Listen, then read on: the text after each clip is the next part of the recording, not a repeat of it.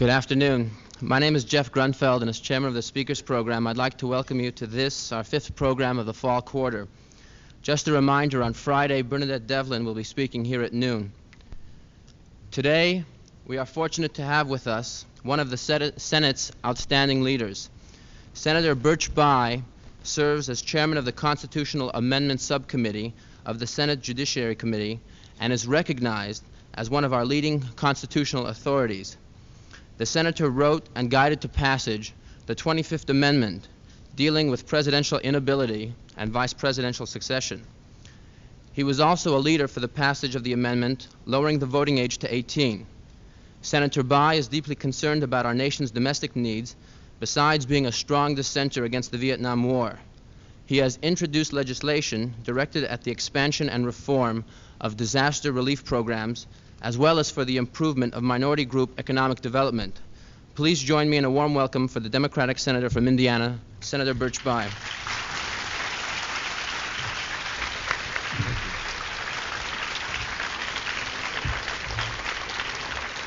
Thank you. Thank you very much, Jeff. Ladies and gentlemen of UCLA, I'm glad to have the chance to be back on campus again. We had what I thought was a very cordial, friendly, provocative, maybe productive visit a little over a year ago, and I'm glad to have the chance to be back and once again share some thoughts with you on a campus that I believe, and touring around over the country the past few years, is as sensitive and responsive politically as any campus I've been on. I appreciate your thoughtful introduction. I think maybe at least one disclaimer is due. You mentioned I was one of the Senate's leading constitutional experts. I want to say you're absolutely right. There are only 100 of us that profess to be constitutional experts, so I guess I qualify.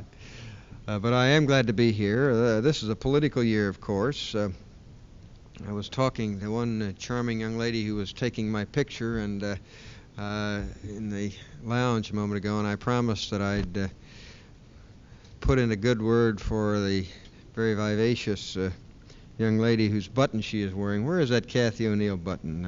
I want to see that. Here it is. Okay. There's another one. And Mike Shapiro is also here.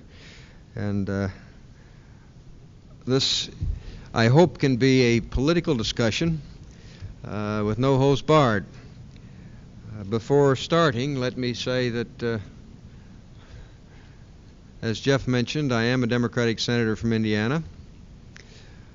I basically believe the Democratic Party is closer to the mark, although not always perfect.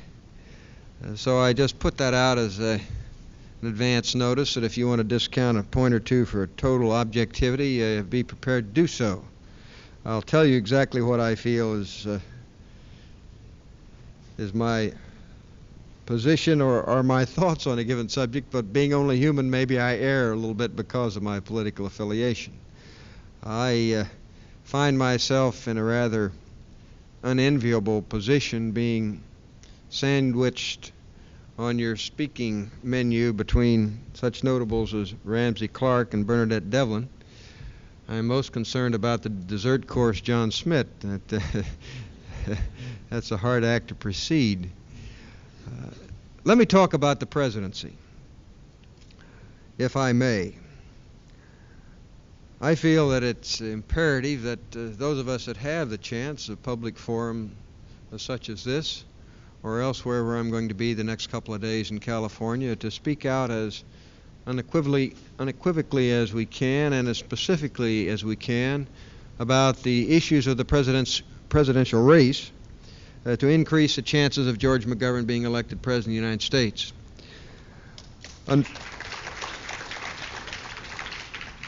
Let me talk about the presidency a bit, if I may, because one of the unfortunate facts of life today is that I think many of the key issues have yet to be joined.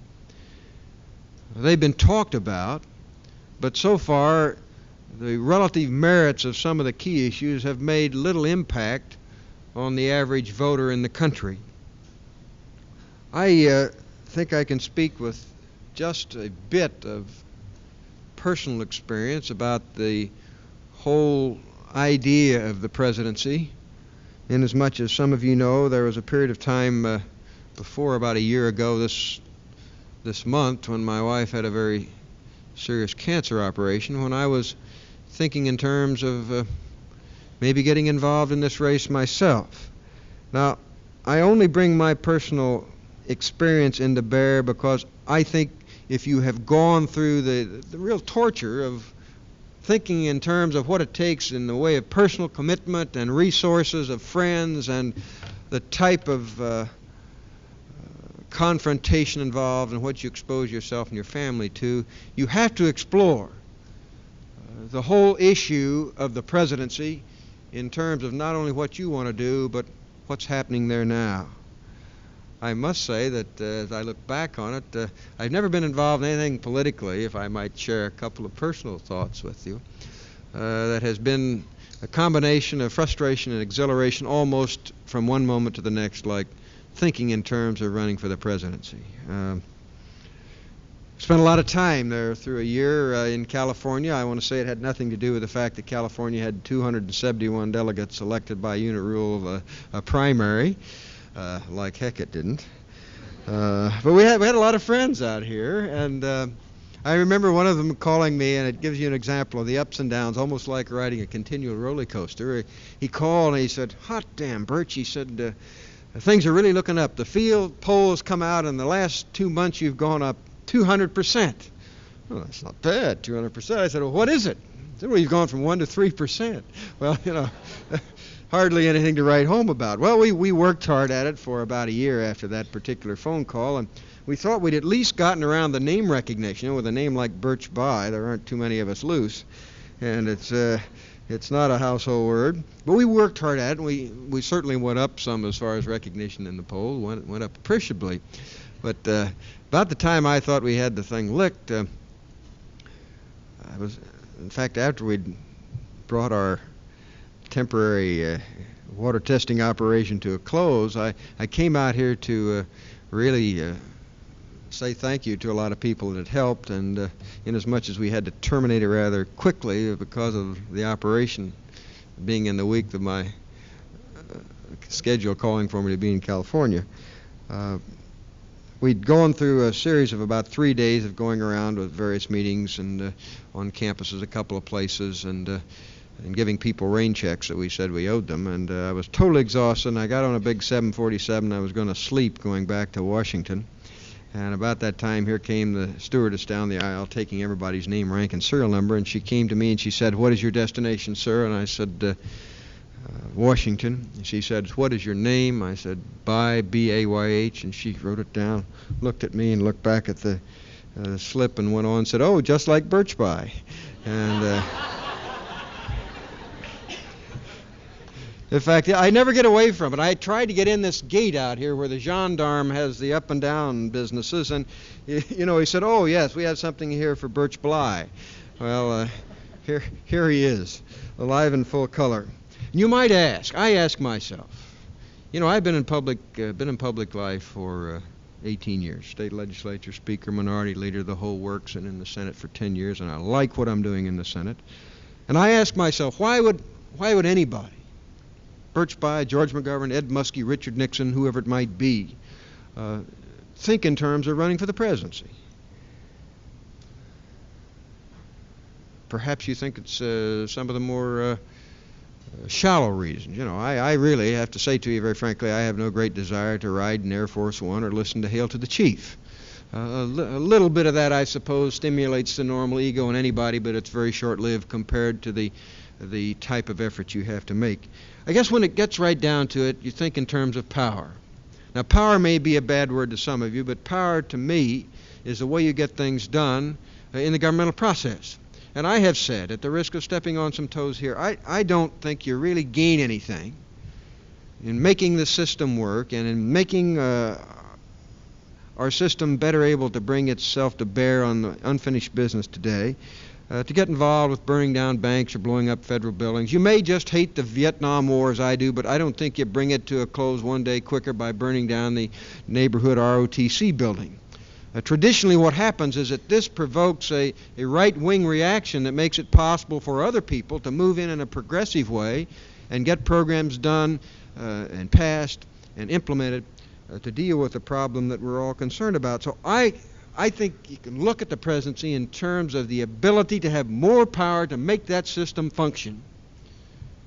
Whether it's to end the war in Vietnam, to reallocate our priorities, to ask us to stand on our tiptoes and demand more of ourselves, like Jack Kennedy said, to ask not what your country can do for you, but what you can do for your country. This type of thing. And we have had so little of this the last 4 years that I dare to think in terms of me or helping someone else have the chance to be in the position to use this power more responsibly than it's being used now. Because in my judgment, in the last 4 years, we have one of the most significant examples of misuse of presidential power that we've had. And I think George McGovern will use it credibly and responsibly and get this country moving on a different pathway. Really, it's so... I've had some people say, well, you know, would you ever think in terms of 76 or 80? I don't know. But I mean to tell you, when you have a Richard Nixon sitting there, you look at it a little differently. Particularly when you've been in the center of the target in some of his favorite programs, and you've been the subject of some of the barbs and perhaps some of the bugging and the type of thing that we see going on that people just sort of say, ho hum, this is just politics as usual. We've really gone through a period of what for the lack of a better phraseology, maybe some of you could approach it a little more succinctly, but we've gone through a period of really almost a planned effort to distort our vision being the country's vision, our individual vision collectively over 200 million people, to distort our vision from what are really the issues of the day. Now, what do I mean? Well, first, let me say that I have great faith. Perhaps I shouldn't, but I have great faith in the capacity of the people of this country with the right kind of leadership to accomplish miracles, to make sacrifices, to walk that extra mile. But they pretty well follow the leader. And this leader hasn't asked the average citizen to be a great citizen. There's been a lot of rhetoric about patriotism, but there's been very little demand on the average citizen to fulfill the characteristics, and to have the characteristics of a true patriot.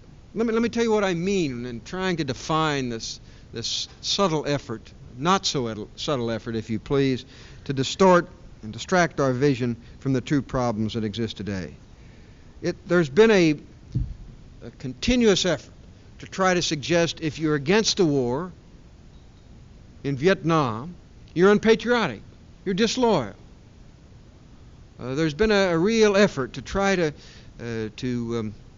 talk in terms of the bloodbath in Vietnam that may follow, the need to give the people in Vietnam a chance to have the opportunity of self-expression and to protect themselves from communistic rule by developing a democratic process. In a way in which we totally ignore the fact today, the average citizen. I saw some newsman on the television last night with some documentary and then a give and take. Somebody tell me who it is. He's sort of a... That's it, George Putnam. I got so disgusted I turned it off. He had some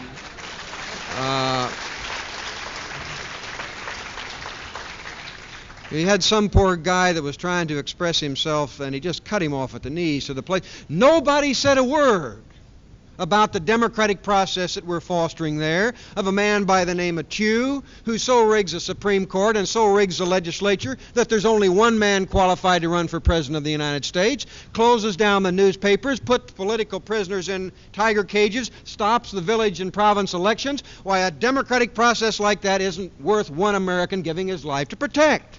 That's a situation we have now.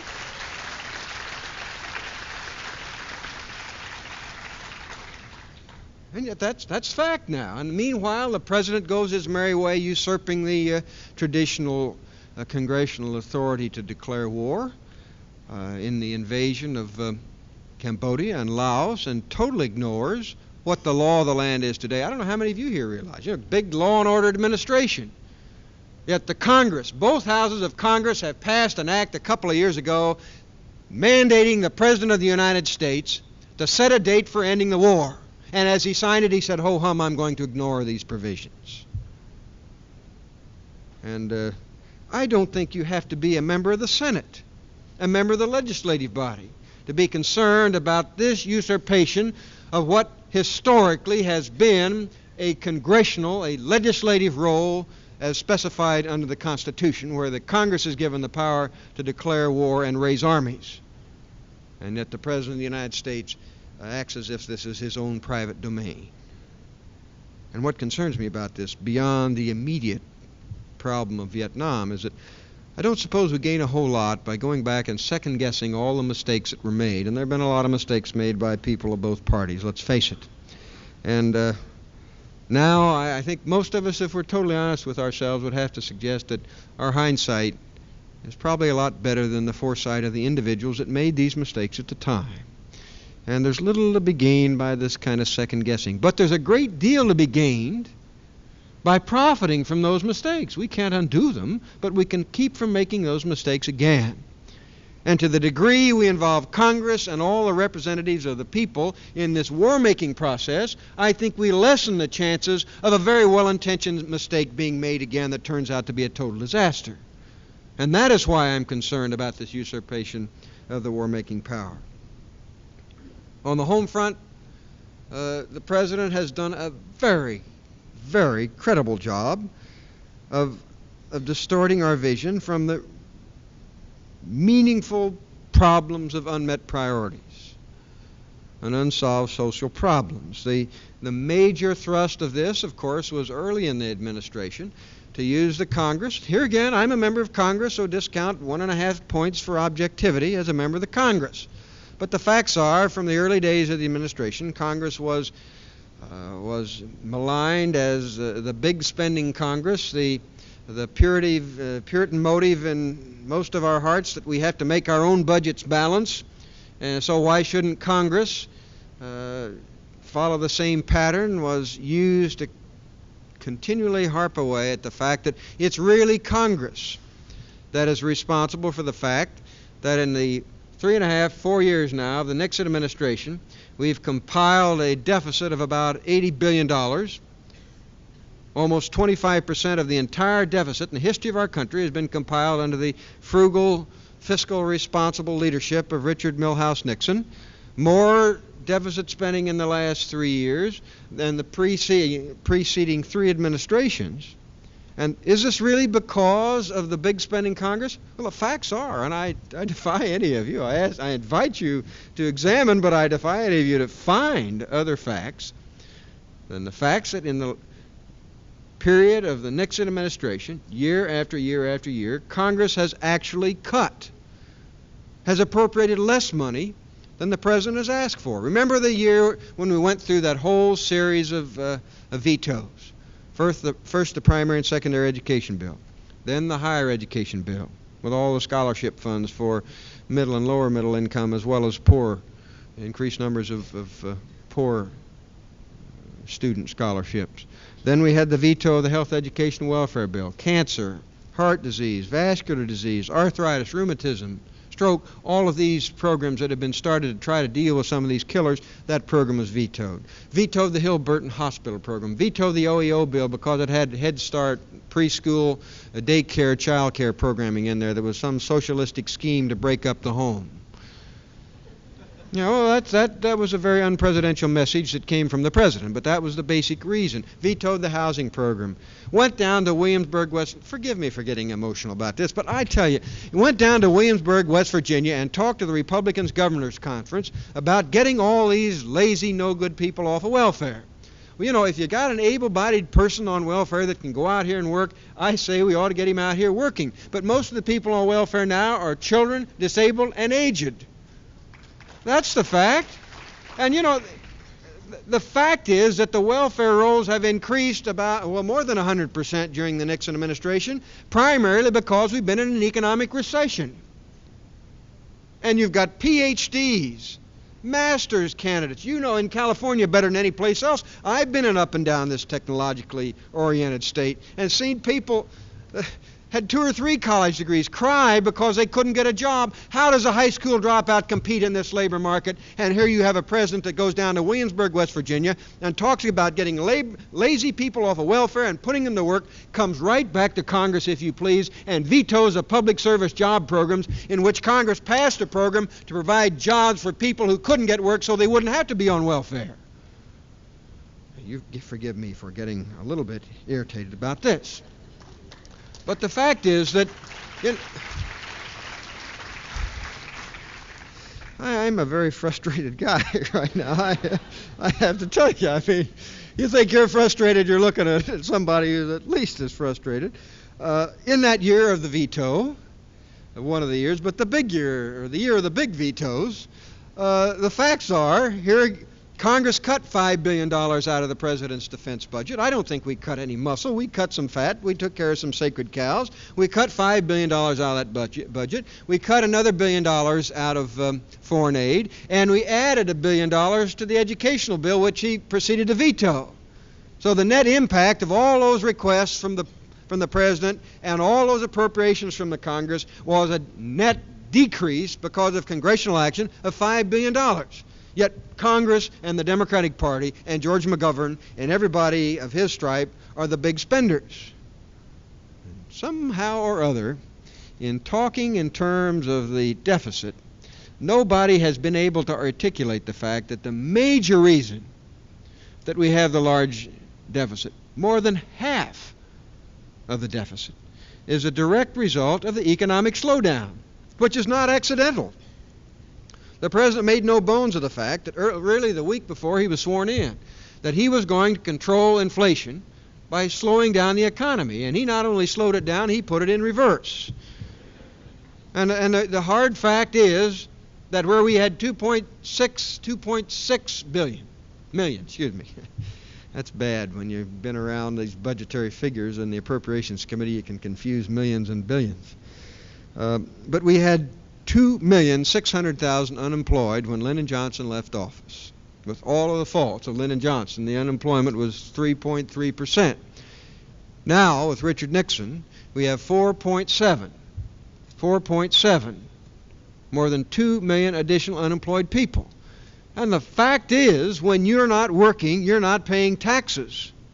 You say, well, that's a very callous. Well, all right, that ignores the human fact that when you are out of work, you've got a lot of problems at home, which is the most important reason to put work. But in looking at the fiscal analysis of where we are, we've lost some $42 billion in taxes just because people haven't been working. Well, let me just touch on one other aspect of this, that in looking at the way we spend our money, I think we really have had our vision distorted from what we have to do, namely the unfinished business right here outside our own doorstep. I don't think we can be naive about defense expenditures, very frankly. I think the best way, really, to prevent a war is to have an adequate defense, particularly a nuclear war, so that the other superpower knows that this is the kind of chance they dare not take. I think we're there now. And I think for the foreseeable future, we're going to stay there. It just doesn't make much sense to me for the president to go to Moscow and sign a SALT agreement, which is a result of long and tortuous negotiations starting some time before, but for which he and his administration deserve significant credit, and I salute him for it. But the week he gets back to send Secretary Mel Laird up to the Congress asking for more money for defense, particularly more money for some of the nuclear deterrent capacity, than he was asking for before we signed this agreement with the Russians.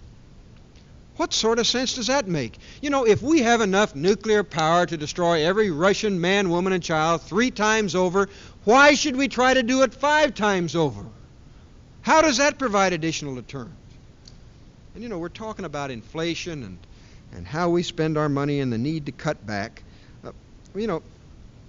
I just don't see the sense of the president saying, that if we increase the Social Security payments for the elderly and the disabled in this country, many of whom are living in poverty in their twilight years, the elderly, the old people, if we increase their Social Security payments so they can buy enough food, maybe patch up the windows on the apartment, maybe buy a new pair of shoes, just maybe. If we increase funds in this area, it's inflationary. But it's not inflationary to ask for a $500 million increased appropriations to start building the Trident submarine before we even have the blueprints finished.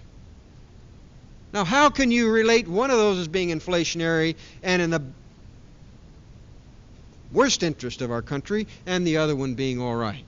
It just doesn't make sense to me. It's time that we take the steps necessary to see that national leaders recognize and local citizens recognize that we can become so obsessed with the possibility of becoming embroiled in some nuclear holocaust in some future generation and thus destroying our nation and civilization, that we ignore the very existence of social ills, social diseases, if you please, right outside our doorstep that can decay and destroy us from within.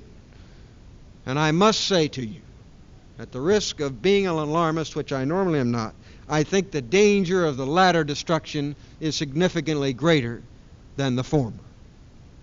Now, let me touch on one last area. And I've saved this to last because I have been the most personally involved in this as a member of the Senate Judiciary Committee.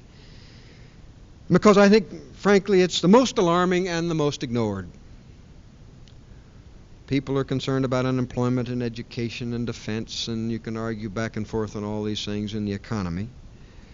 But I'm most concerned about the policy that's gone on, really, part of this effort to distract our vision from the real source of the social ills, has been a planned policy of what I like to call divide and conquer, in which we have had the distinguished and illustrious Vice President of the United States traveling around over the country sort of as a modern-day Johnny Appleseed, spreading fear and frustration and hatred and prejudice wherever he's gone. Now, you know, there may be a new Agnew just like there was a new Nixon, but in my judgment, down in the core, down in the heart, he's just like he's always been. And, you know, when you go through the countryside talking about ratty libs and purging Charlie Goodell out of your own party because he doesn't rubber stamp everything you do, and then you conjure up hate symbols such as nattering nabobs of negatism and pusillanimous pussyfooter. I shouldn't say this, but I hope you appreciate how brave a guy has to be to try pusillanimous pussyfooter twice. Yeah. Well, I want to tell you, they say confession's good for the soul. I tried that in Indiana the other day, and I missed. And, it wasn't, well, there is no little slip. When you mispronounce pusillanimous pussyfooter, you go the whole way, and it is bad. But, you know, let's not laugh. We've had an effort. I've seen the seeds of it. I've seen it right here in East L.A. and in Watts and in the Valley, where this effort of trying to get people to hate one another has found fertile soil. So today, more than ever before in my history in public life in the last 18 years, you have black people angry at brown people and brown people angry at black people and white people fearful of minority groups, old people fearful of young, rich people fearful of poor. The president tells us the Senate of the United States is prejudiced against the South just because we won't rubber stamp a mediocre racist that he wants to elevate to the Supreme Court of the United States.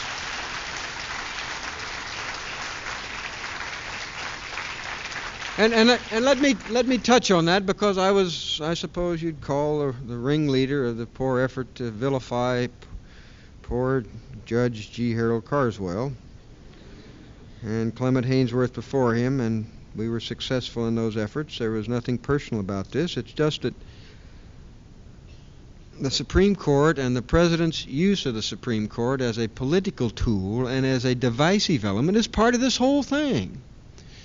And if we get the wrong kind of interpretation on the Supreme Court, if we turn back the clock of Brown versus Board of Education and Baker versus Carr and some of these decisions that have opened up our system, it doesn't make any difference how responsive a president we have or how credible a Congress we have. We're going to be shut off at the pass over there when those 9 men in black robes say, sorry, it's unconstitutional. And particularly, I have to say I'm no braver than the average guy, and I come from the state of Indiana. I ran in 1968 when Richard Nixon carried Indiana by a bigger margin than any other state. I know how unpopular it is for me to take on a Haynesworth, a Carswell. Out of my mind. Why do you do something like that? Well, I avoided that second battle as long as I could. Till I have to admit that. Maybe I shouldn't, but I did. Nobody else was there to pick it up. And I went to Civil Rights Leadership Conference. People from California, from Oregon, from all over the country that marched down Pennsylvania Avenue in the 60s when we were really opening the door, and that we finally shut the door to the back of the bus, and we said everybody's going to sit, and all of these things at drugstores and the schools, and all of these things sort of became part of our life, that we'd put aside this hatred. And it wasn't popular to turn over school buses anymore. That wasn't the credible thing to do. And here were these people, and they were so down because they could see all of this going out the window because of the Carswell nomination. Here was a guy who had said publicly, I yield to no man in my belief in white supremacy. And I said to myself, I'm very close to my son, who's now 16, but back then I guess was 14. And forgive me for using these personal experiences, but I want you to know how I arrive at decisions. I said, I couldn't give that 14-year-old boy of mine that thinks his daddy's pretty great. And we talked all the governmental problems around a dinner table.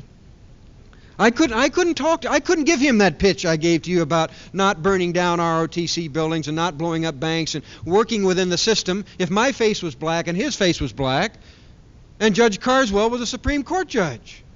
Because he said, what do you mean, Dad? The man on top already has said what he thinks about you and me and everybody like us. So the battle had to be fought. And I think it's to the credit of the Senate of the United States, let me suggest, that we were able to turn that nomination down, and we had 20 members. Let me put credit where credit is due. We had 20 members of the President's own party in the Haynesworth and Carswell battles that stood up and said, we're good Republicans, Mr. President, but this is farther than we're prepared to go in the guise of partisanship. Then we came with the Rehnquist nomination, which we lost. And that was out there hanging by your fingernails, that nobody listened.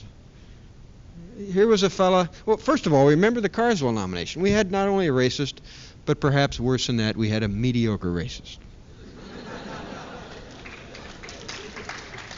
Now, I'd like to say that the Senate of the United States would stand up and fight to the death to keep a racist off the Supreme Court of the United States. I'm not too sure, but when you get mediocre, watch out. And here we had the law school professors and lawyers and citizens all over the country talking about the man's intellectual quality. And you had my distinguished colleague from Nebraska, the ranking Republican member of the Judiciary Committee, Roman Haruska, come on the late news and the early news and say, well, so he's mediocre. We got a lot of mediocre people in the country, and they need representation on the Supreme Court of the United States. Wow.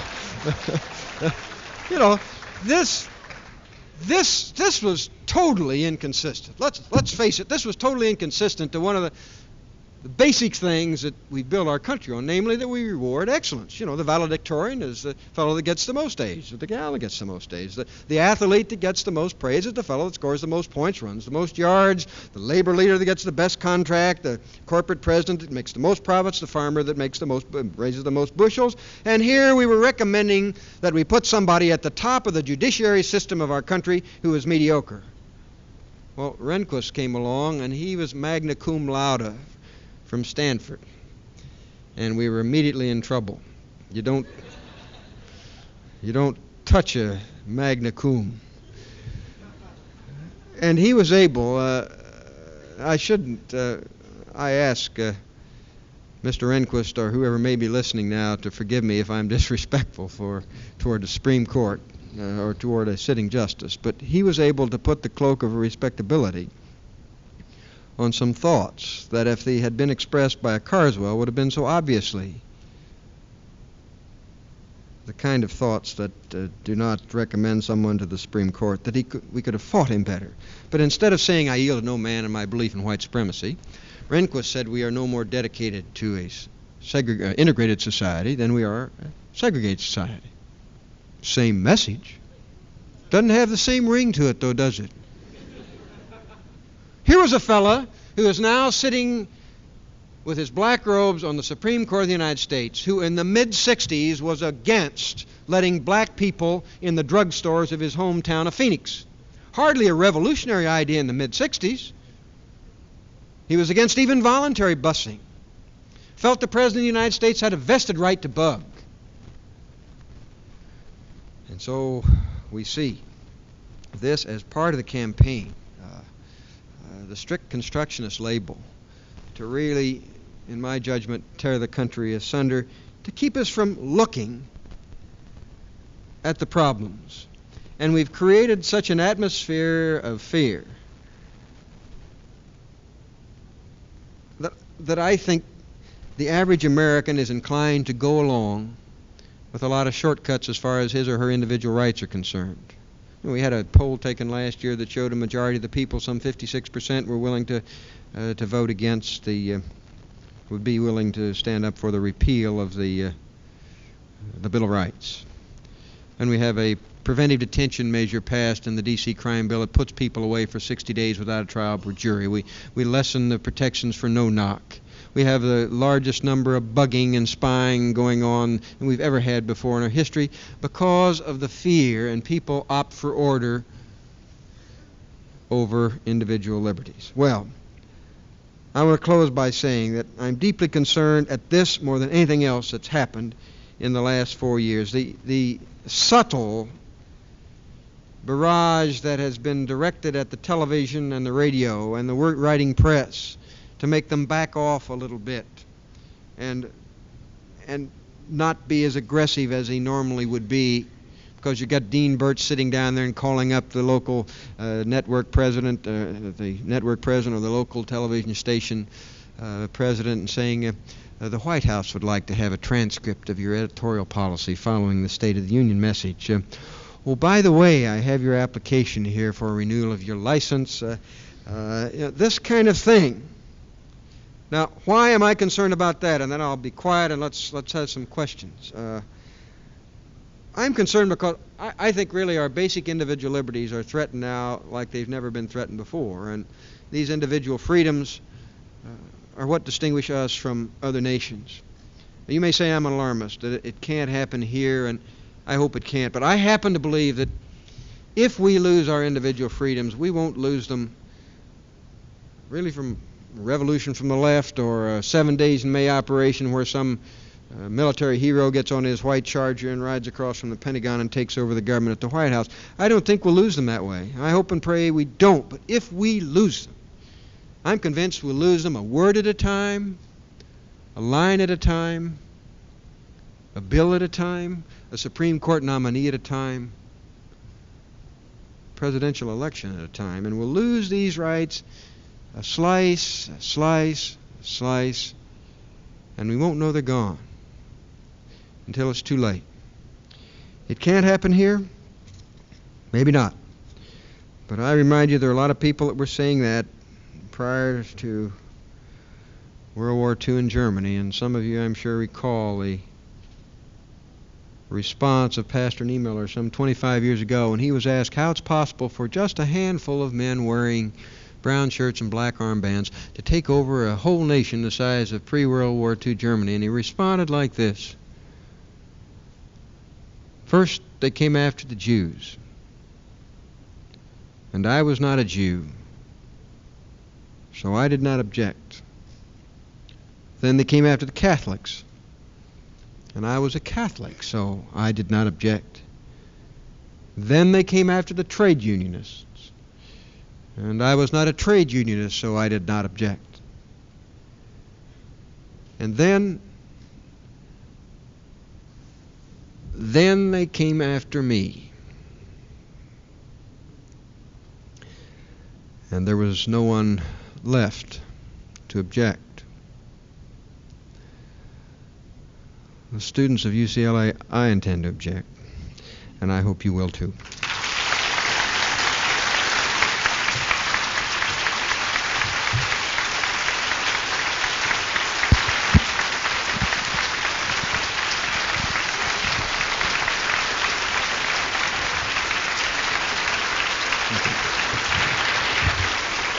Thank you. Let's go down to some questions.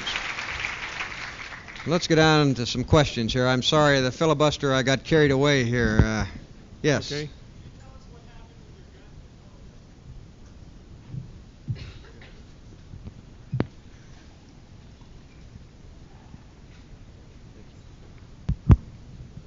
What happened to my gun control bill? Well, to put it brutally frankly, we got zapped by the NRA.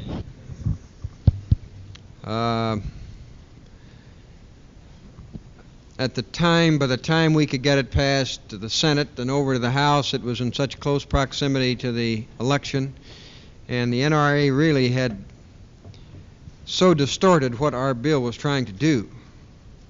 Really, it's difficult to find argument with that bill, if I must say so as an author of it, that it goes too far. I think you might argue that it doesn't go far enough. But what happened was that they expanded what it did and talked about this being a first step to total confiscation of firearms and a national registration and licensing measure, the likes of which they had in Germany before the Nazis took over and like they have in Russia now. And they totally distorted what we were trying to do, namely get at these hand weapons that are used in the Saturday night specials, however you want to describe them, that are primarily used by the criminal. And I thought that would be something that we could do. That would take 1 million weapons off the marketplace every year by just saying that you can't sell them. And you know, we had J. Edgar Hoover and the Fraternal Order of Police supporting this kind of measure, so it can't be too whatever you want to call it. But that's what happened. Yes. We all know. Where are you? I hear the. I think we all believe, we all know that our president is a liar, corrupt, and a mass murderer. But is the president of the United States... Just a minute, would you repeat that? I don't want to miss a word. Yeah. I think we all know and believe that the president of the United States is a liar, corrupt, and a mass murderer, and I don't want to take the time to go into details. But is the president of the United States a king or a dictator? Where is the Congress? Why don't they stop him? What's the matter with you guys? And I recall, I think a year or two ago, Senator Abraham Ribicoff gave a talk here, and the gist of the talk was that the legislature is very ineffective, that if you want to get something done, you have to go to the president. And I happened to talk to him after the lecture, and I said, Senator, you don't have much of opinion for your colleagues, do you? And his answer was, well, you elected them. What's wrong with you guys? Why do you allow this man to be a dictator or a king? I don't know. I mean, I admit to the frustration. Here we come along with this $250 billion spending limitation, and I thought the Senate bill was a pretty good bill because we took the House bill, which had practically no congressional prerogative at all, and we added certain safeguards that would have required the president to not arbitrarily obliterate those programs that he doesn't like the child care program, like certain health programs. In conference, we capitulate almost totally. And there's no excuse for it. I can't make an excuse for it. I can say this, let me suggest, at the risk of passing the buck. In my judgment, most of the members of the Congress right now are representing what their people believe, and it's bad. There need to be some members of Congress that will stand up and say, look, you may believe this way, you're wrong. And I've been trying to do this in Indiana. And I think if you step on enough toes, you increase the circulation, you get a little action. I can't make excuses for us willy-nilly giving up a lot of this congressional prerogative. I can tell you how I feel about it. I voted the other way on all the issues. It's very frustrating to stand up there and try to keep a guy like Rehnquist off the Supreme Court and maybe get 26 votes. And find out when he's on the court he votes just as badly as you said he was, maybe even a little worse. Yeah, we had somebody back here.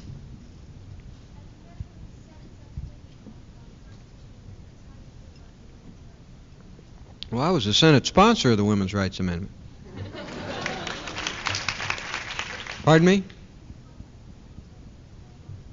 Well, I think we need 18 more states to ratify it. I understand California has finally decided that they're going to move on that, and that the session after election there's a good chance of getting it ratified.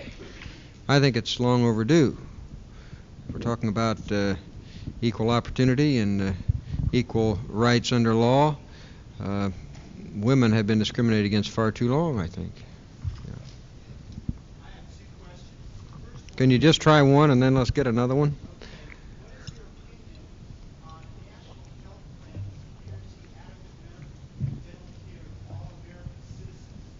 And I have noticed that members of Congress, as well as our elected public officials, such as the President of the United States and state officials, have access to medical care. They can go to Walter Reed if they're federal agents, or they can go to University of California Medical Berkeley if they're state, California State.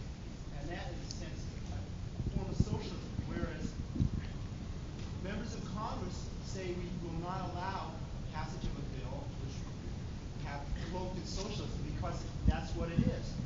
Now, I want to know why have people been so negligent about passing a bill like this, and what are the arguments against the bill? Who are the forces behind preventing this bill from being passed? Thank you. Well, I leave it to your imagination as to who the forces behind health care are. I am a sponsor of the Kennedy-Cooper bill, which would provide health care. I'm not wed to the provisions of that particular bill, but it's, in traveling around over the country, one of the things that was totally unexplainable to me, to be standing on the 27th floor of one of the major medical institutions in this country, and it's not alone this one, but others, and in that institution, 100 yards away, they could put a new heart in your body or a new aorta. They could graft a hand that had been amputated back on. But you could look out that window and you could see communities where the child mortality rate is kind of tragedy that we can't tolerate in this country, where there's no medical care at all. There wasn't even adequate nutrition in those communities. So I think this is one of the great issues that we have to deal with. See that, whatever you want to call it, whatever plan is ultimately relied upon, we've got to see that everybody gets adequate health care. The Kennedy bill is one vehicle. As I say, I'm co-sponsoring that. I'm curious, Senator Bayh. This is the last question. I'm curious as to how a man of your integrity and honesty can be elected in a state like Indiana, while Richard Nixon seems to be headed for the largest majority he's ever received in Indiana over Senator McGovern, and yet you are so ideologically different. Well, I appreciate your compliments. I hope I merit some of them. I have my weaknesses like everybody else. I think I try to be idealistic, and I try to be for some of these things that I've talked about. I am for some of these things I've talked about. I'm also pragmatic enough to know, unless I spend a lot of time back there talking to the people who normally would be against my position on the issues, and talking to them in terms that you develop sort of a personal relationship, I think maybe there are a lot of people in Indiana that might say, well, I don't agree with Birch on this, but I know he believes it. And I think, Indiana is like any other state in the nation. I think we're underestimating the capacity of the average American citizen to stand up and be willing to deal with some of these problems. We haven't really asked them to make the kind of contribution we need for health care. So I'm asking. Now, I understand we've got a time problem. I can spend a little more time here if you can. I don't know whether somebody else is going to take over the auditorium. I could take a few more questions if you want to let those that have to go to class leave, or whatever you say, Jeff. You're running the show here. Yeah. The Attica report recently came out. It seems to connect closely with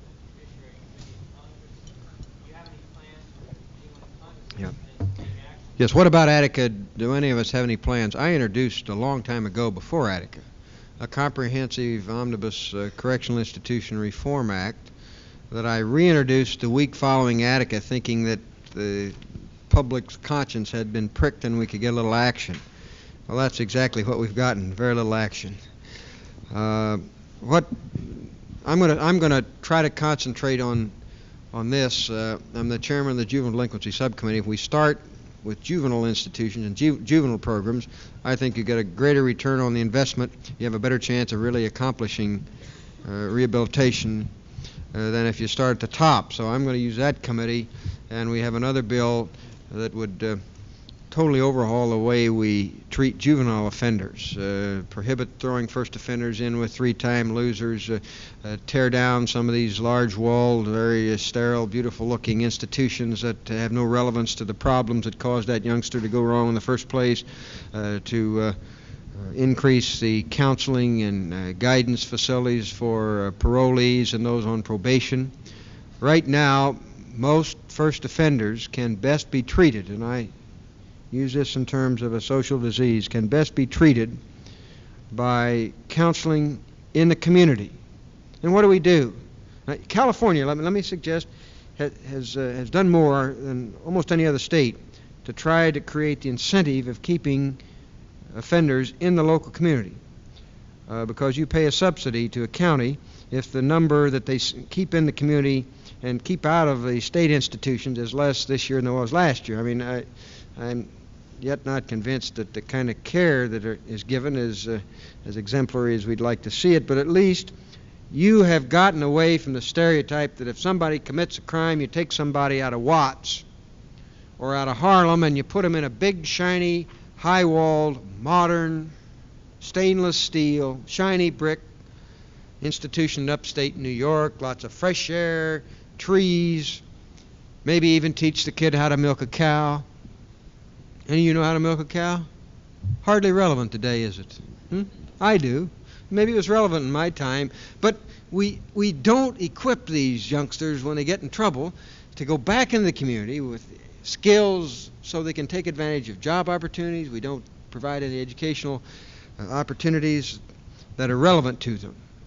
And so this is a basic thrust to try to keep this treatment personalized. The facts are, once you become a number in one of these massive institutions, your chances of recovering is 30%. That's why we get the 70% recidivism rate.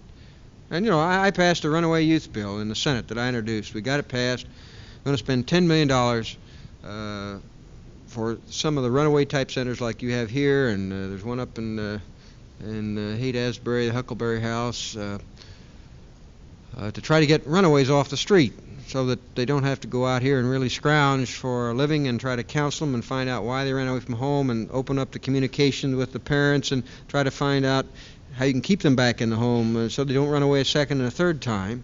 And what happened, it got over in the House. By the time it got to the full committee, the administration sent letters to all the Republicans urging them to stay away from the committee so they couldn't make a quorum, and that's exactly what happened. They didn't make a quorum, so that runaway bill died.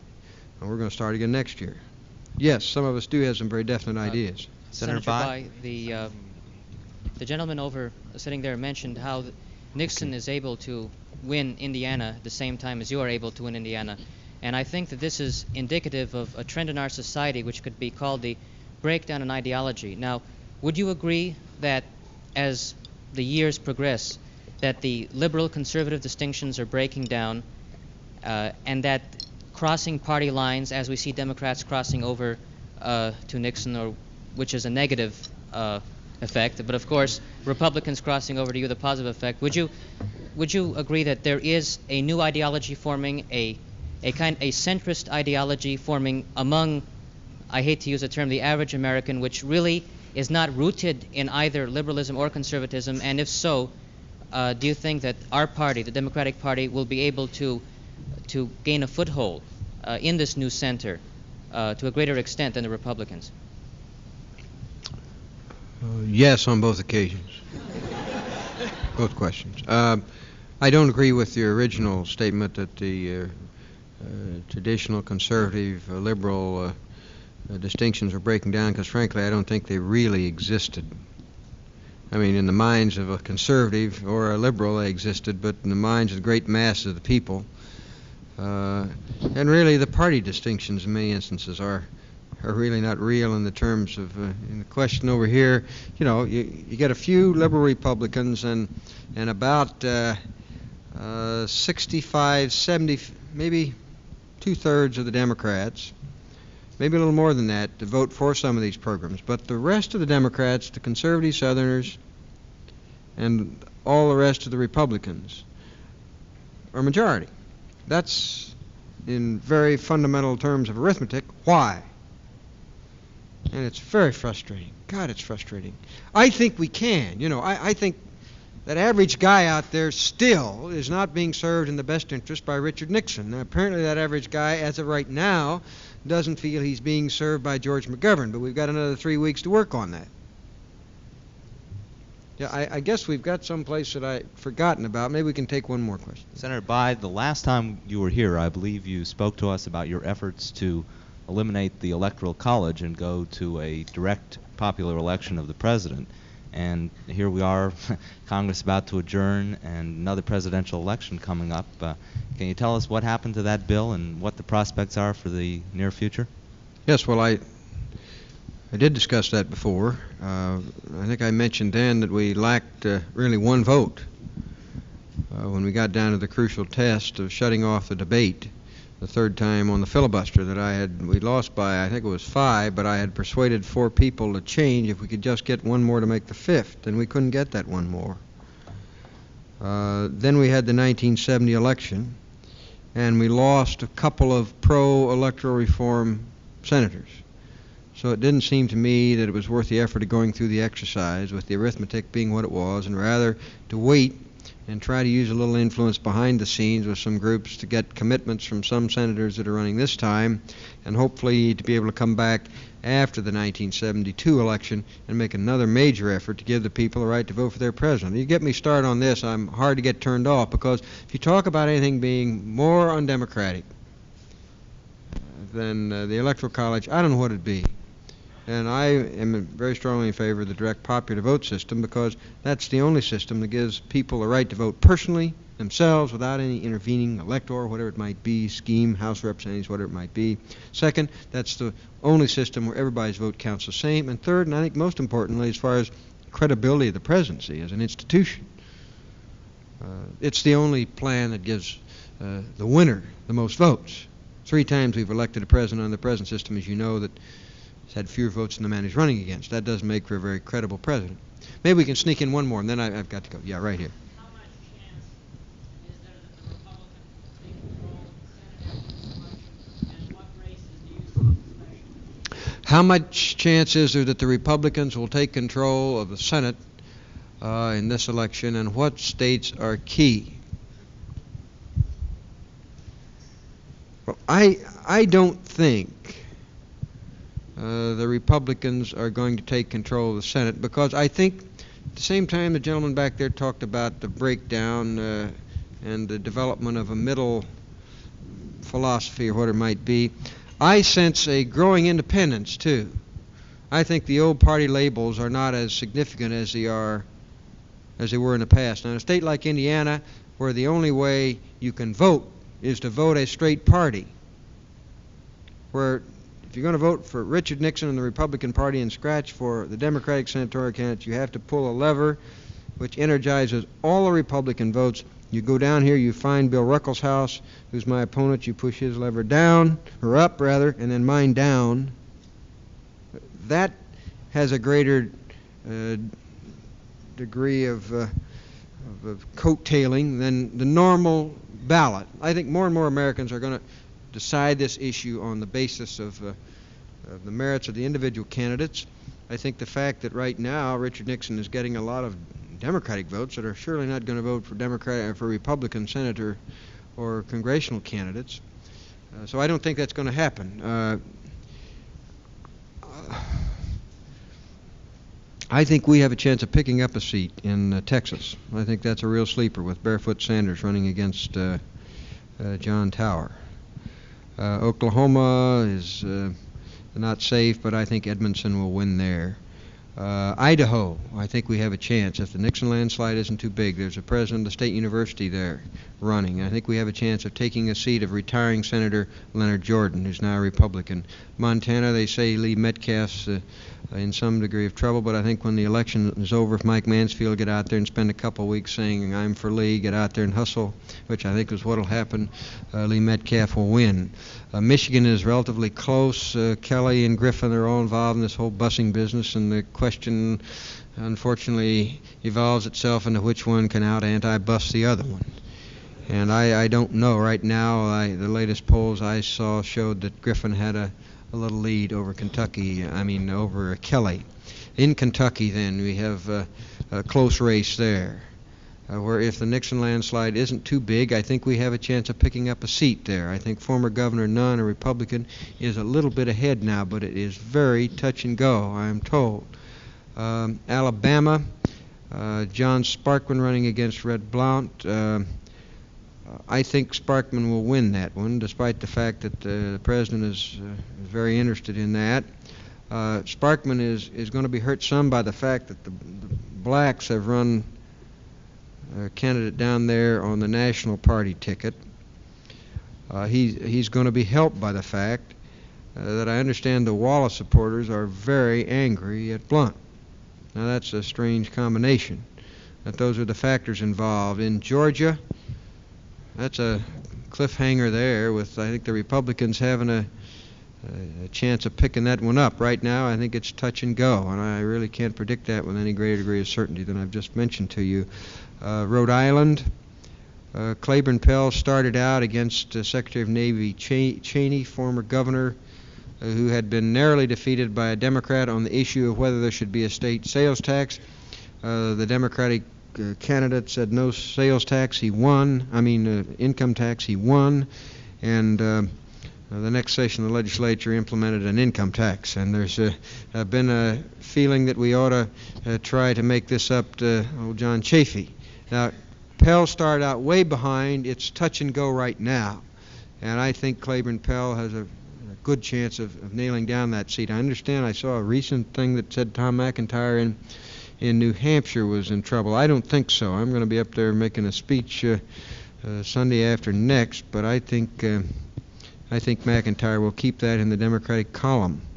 Now, have I left out? Oh, South Dakota. I think we're going to win Carl Munt's seat. He's retiring, and Jim Aberask, I think, is going to win that seat. And I just talked to Jim yesterday. I was going to go in there and make a speech for him.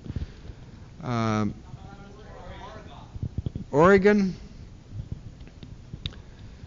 That's touch and go. If I had to bet right now, I would bet that probably Hatfield would beat Morris, but I don't know. That's a possibility. North Carolina, with Nick Galifianakis down there knocking off Everett Jordan. I think Nick's going to win that one, but I think you'd have to put that in the questionable category as far as the Democrats are concerned. But if I were betting, I'd bet on that. Maine. But what about it? You got Bill Hathaway running, who's a hell of a good congressman, but he's running against Maggie Smith, who's sort of like motherhood, the American flag, and apple pie. And I was talking to Ed Muskie about that, and he was hoping that Hathaway would take the gloves off a little bit. I'm not too sure that makes good politics when you're running against a woman, but you have to be able to handle a situation some way. And Maggie's voting record is not that good, but I wouldn't count on that one. I may have left out one. I don't. Louisiana, yeah. I would have to assume that that'll be Democratic. I'm not that tuned in, and I haven't. I think that'll be Democratic. Look, you've all been great. Let me just say 30 seconds. 30 seconds. I've told you what I believe. I'm not swearing to the accuracy of the facts. I'm swearing to the accuracy of my thoughts. I appreciate your taking the time to listen, and I hope that shows that you haven't given up. I haven't, and what we've got to do is convince more people that there's still a chance to make the kind of change we just have to have in the system. You may be frustrated, but the alternative to making another try and another try is unacceptable to me, and I hope it is to you. Thank you.